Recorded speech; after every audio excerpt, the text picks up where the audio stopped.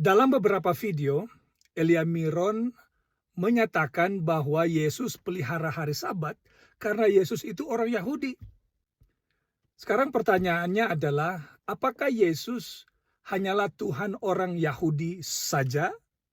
Mungkin Elia Miron lupa bahwa firman Allah dalam Markus pasal 2 ayat 27-28 mengatakan bahwa Yesus anak manusia adalah Tuhan atas hari Sabat, dan hari Sabat itu diadakan untuk manusia, termasuk Elia Miron. Kecuali Elia Miron tidak mau disebut sebagai manusia, Sabat bukan untuk dia. Jadi tolong sampaikan kepada Elia Miron bahwa dia harus bertanggung jawab dengan pernyataannya, ajarannya yang bertentangan dengan firman Allah. Dia harus bertanggung jawab.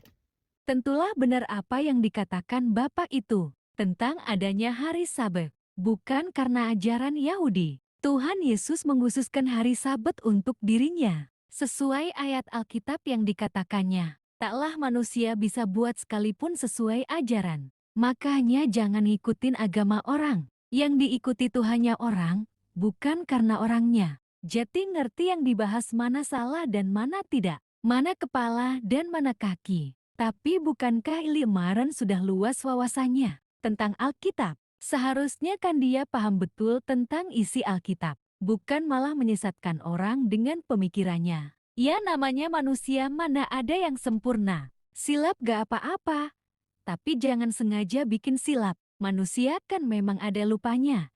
Itu pun kalau ngaku salah. Tapi malu kalau ketahuan salahnya, apalagi udah keviralan. Orang menyadarinya, ngerti apa ndak? Pikirannya lagi dibingungkan sama orang Yahudi. Sampai mengatakan hari Sabat kepunyaan orang Yahudi. Kemungkinan Elia Miron punya jawaban lain. Dari agama tetangga yang meniru hari-hari khusus, menjadi hari-hari kepunyaan mereka. Hari yang sudah dikhususkan Tuhan Yesus, menjadi hari biasa buat mereka. Malah seakan-akan mereka mengkhususkan hari yang sudah dikhususkan menjadi hari yang sesuai dengan ajaran mereka di negara mereka. Kalau itu cocok diberi jawabannya. Karena hari-hari penyembahan mereka tidak tahu dikhususkan atas siapa, atas perintah siapa, Sang Pencipta Tuhan Yesus atau atas perintah manusia. Kalau hari Sabat itu kan sudah jelas peristiwanya, sudah dikuduskan Tuhan. Bahkan di hukum Taurat pun ada, ingat dan kuduskanlah hari.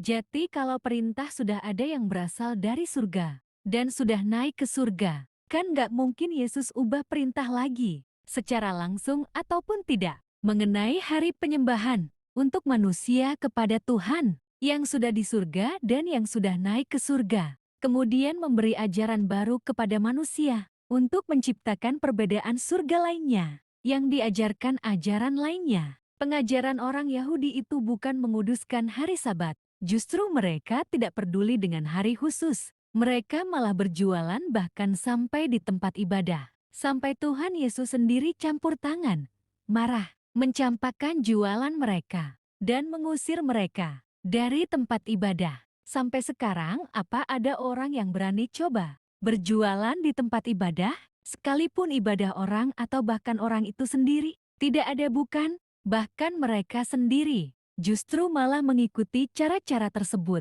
di tempat mereka, yang sama sekali tidak ada dilarang berjualan di tempat mezbahnya. Hari Sabat itu dikhususkan langsung dari pengajaran Tuhan Yesus sendiri, bukan dari manusia. Agama tetangga bilang, Yesus bukan Tuhan melainkan Nabi sama seperti manusia. Lalu buat apa hari Sabat dikhususkan Tuhan? Apabila ada saksi lain yang banyak mempercayai jika Tuhan tersebut telah meniadakan hari Sabat dan menggantinya menjadi hari-hari biasa yang lebih lagi dari hari Sabat melalui pengalaman ajaran nabinya yang dibawa ke surga. Tentunya kebenaran pasti tidak akan bisa dibohongi, bukan? Setiap agama tentunya mempunyai hari khusus. Kemungkinan hari Sabat hari bagi penyembahan Yahudi. Apakah iman Kristen diperbolehkan menyelidiki iman lainnya? Ya, jujurlah kita pun manusia udah jauh sekali dari ajaran Yahudi.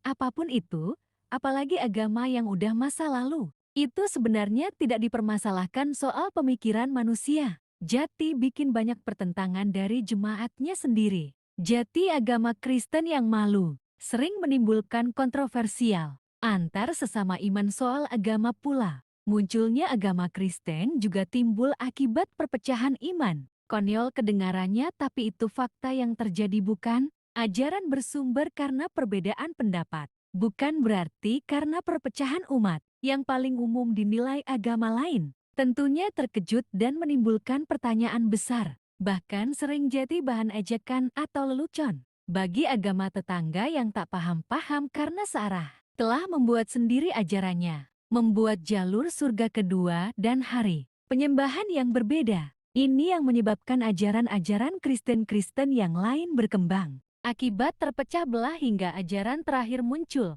yang masih bersumber dari ajaran Kristen yang semata-mata mendirikan agama baru. Akibat dari keraguan imannya dan kejahatannya yang menolak secara langsung perintah dan pengajaran Injil dari Yesus Kristus sebagai Tuhan atau Anak Allah. Mereka menghalalkan segala dosa dan tidak menguduskan hari Sabat yang berasal dari Yesus Kristus Tuhan Allah. Jika agama timbul dari perbedaan pendapat, beberapa dapat menimbulkan pemikiran yang menuai pertanyaan. Bahkan ada yang dari dalam sendiri. Ajaran yang benar itu cukup bersumber dari satu ajaran saja, dari Allah kepada Nabi, dan dari Tuhan yang mengutus dirinya sendiri. Selain daripada itu, semua ajaran-ajaran cuma hasil pembajakan dari pikiran-pikiran manusia. Semua hari boleh dimiliki manusia kecuali hari yang sudah ditentukan. Itulah hari yang ditentukan Tuhan langsung, bukan dari ajaran manusia. Artinya, semua hari khususnya Sabat itu hanya untuk Yesus Tuhan yang mengajarkannya. Harinya Tuhan, bukan karena orang Jawa jus maksud ke dalamnya. Aduh, udah silap kan? Pieh toko pada ngekar ngerti. Malah belain yang udah rada-rada sesat pikirannya si itu, atau manusia udah kena getahnya semua. Dideportasi dari dunia kelas nomor 1. Untung gak Tuhan langsung yang deport. Biasanya kalau salah tentang Tuhan, itu dilarang keras loh. Bisa-bisa di blacklist channelnya, apalagi sama yang nguasai. Terutama sama yang paling berkuasa. Semuanya bisa dibeli. Sekalipun orang sekarang sibuk meruntuhkan iman orang lain.